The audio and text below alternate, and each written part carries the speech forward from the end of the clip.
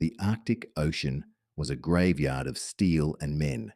In the winter of 1942, Convoy PQ-17 left the port of Hvalfjordur, Iceland, bound for the frozen docks of Murmansk, carrying 297,000 tons of war supplies, tanks, trucks, ammunition, food, aircraft, and fuel, all lifelines for the desperate Soviet front. The men aboard the 35 merchant ships knew what awaited them: sub zero temperatures, endless daylight under the Arctic summer sun, and the prowling presence of German U boats and bombers. Among them was the SS Hartland, a British freighter manned by a crew of 38 sailors, one of whom was a 23-year-old radio operator named Thomas Avery.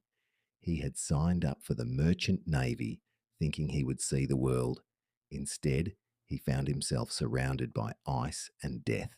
The journey began under grey skies and calm seas. Thomas kept his headphones on for most of the voyage, listening for coded signals, enemy transmissions, or the faint hum of static that could mean incoming messages from the Admiralty. The men on deck chipped ice from the railings every few hours to keep the ship from becoming top-heavy. Each breath turned to frost. They slept in layers of wool that never quite kept out the cold. There was little conversation. Every man was saving his words and his warmth for what they all knew was coming. For the first few days, the convoy sailed in tight formation, protected by destroyers and cruisers, HMS Duke of York, HMS Norfolk, and the American heavy cruiser USS Wichita. Overhead, the skies remained eerily clear, the kind of weather that gave no comfort, for clear skies meant visibility. Visibility meant death from above. On the fourth day, the Luftwaffe found them.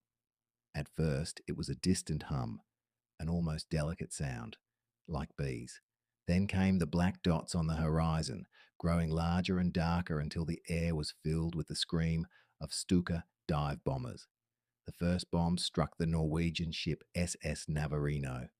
Flames erupted from her deck as the crew scrambled for lifeboats. Thomas ran topside just in time to see the ship's stern lift from the water, her screws spinning in the air before she slid under. The Heartland's gunners fired furiously into the sky, their Bofors guns rattling against the incoming bombers, but the Germans were relentless. When the attack ended, 2 ships were gone, and oil slicks covered the sea like a black mirror. That night, the convoy pressed on. The sea grew rough, with waves crashing over the bows and freezing instantly.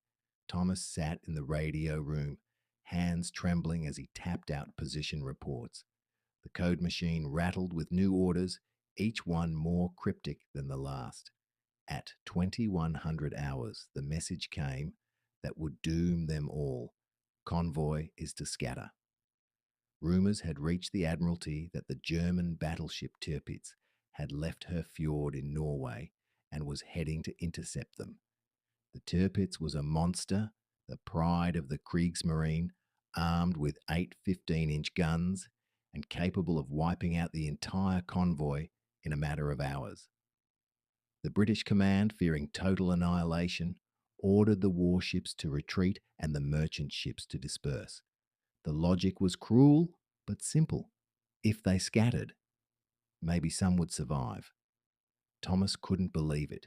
He read the message twice, then handed it to Captain Latham, a man in his 50s with eyes like polished steel. "They can't mean that," the captain said quietly. "Without escort, we're dead." But orders were orders. The next morning, the convoy broke apart, each ship turning its bow in a different direction, hoping the Arctic would hide them. The Heartland was alone now, churning through grey swells and fog. For 2 days, they heard nothing but the wind and the creak of ice.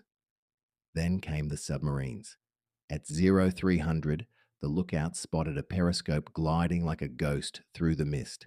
Moments later, a torpedo struck the SS Bolton Castle a few miles off their port side.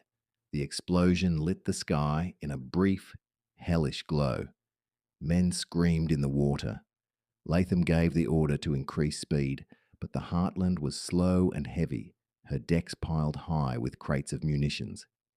If she took a single hit, she'd vanish in seconds. By the fifth day of scattering, half the ships of PQ-17 were gone. Some were torpedoed, some bombed, some simply vanished into the ice. Thomas hardly slept. He wrote in his diary, whenever he could, short, shaking sentences: cold, unbearable. Men quiet. Sea full of ghosts. On the seventh day, the weather worsened, turning into a blizzard. Visibility dropped to almost nothing. The Hartland crept forward at 5 knots, the bow slicing through slush and broken ice. Then, through the storm, they heard the distant echo of an aircraft engine. Everyone froze. The sound grew louder, circling. "Junker, 88!" shouted one of the gunners. The German bomber swooped down out of the clouds, releasing its payload. The first bomb missed by yards, the second hit near the stern. The blast threw Thomas against the wall, shattering glass and filling the air with smoke. Fire spread across the deck, fed by leaking fuel. 2 men were killed instantly, another thrown overboard. Latham ordered the crew to abandon ship. Thomas hesitated, clutching his radio log, the last transmission still inked and smudged by his shaking hand. He could hear the ship groaning beneath him, the steel twisting. When he reached the deck, he saw the sea alive with burning oil, lifeboats half melted. He and 6 others lowered a raft and jumped into the freezing water. It felt like knives cutting into their skin. Thomas gasped, lungs seizing. They paddled away as the Heartland's bow lifted high, then slid beneath the Arctic, taking 29 men with her. For 3 days they drifted. The raft was covered in frost, their bodies stiff as wood.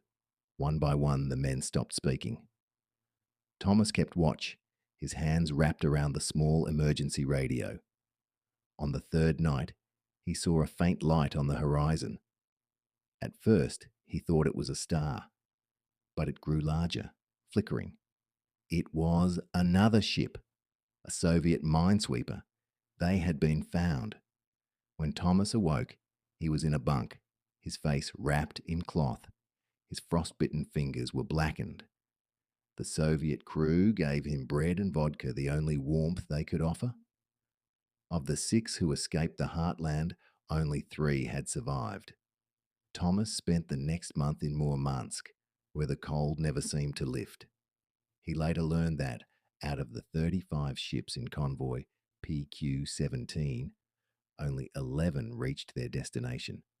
The rest lay scattered across the Arctic floor. When the war ended, Thomas went home to Liverpool. He seldom spoke of PQ-17.